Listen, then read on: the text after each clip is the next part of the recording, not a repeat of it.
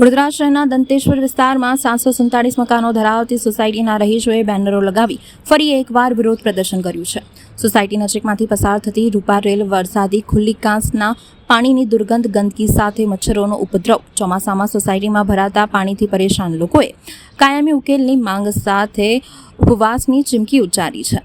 શહેરના દંતેશ્વર વિસ્તારમાં એન્ટિકા સોસાયટીમાં 3000થી વધુ લોકો રહે છે. છેલ્લા ઘણા વર્ષોથી રહેતા લોકો નજીકમાંથી પસાર થતી ખુલ્લી કાંસમાં વહેતા ગટરના પાણીની દુર્ગંધથી પરેશાન છે. અગાઉ પ્લે કાર્ડ સાથે વિરોધ દર્શાવ્યો હતો. હવે આ વિસ્તારનો વિકાસ ક્યારે તેવા બેનરો લગાવી વિરોધ પ્રદર્શન કર્યું છે.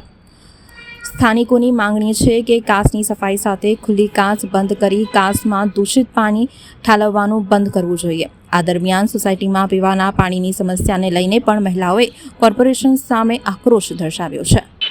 આ દર્શનમ એન્ટિકા દંતેશ્વર બંસલ મોલની પાછળનો એરિયા છે. આ સોસાયટી દર્શનમ એન્ટિકા, આમાં 777 ઘર છે અને 3000થી 4000 રહેવાસી અહીંયા અંદર રહે છે. આ સોસાયટી 2014થી ચાલુ થઈ છે. અહીંયા રહેવાનું બધા આવે છે. ત્યારથી આ બધી કન્ડિશન તમે જોશો. આજે રૂપારેલ કાચ છે, અહીંની દુર્ગંધ, મચ્છરોની વાસ એ વારંવાર રજૂઆત અમે કરી છે.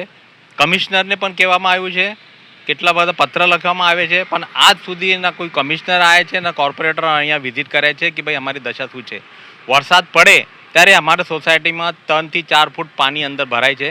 આ આખો ગેટ પાણીમાં અંદર હોય છે અને અંદર પાણી ભરાય છે તો અમારું નુકસાન થાય છે. કારનું, 2 વ્હીલરનું, જે કંઈ મકાનની અંદર બધું પાણી ભરાય છે.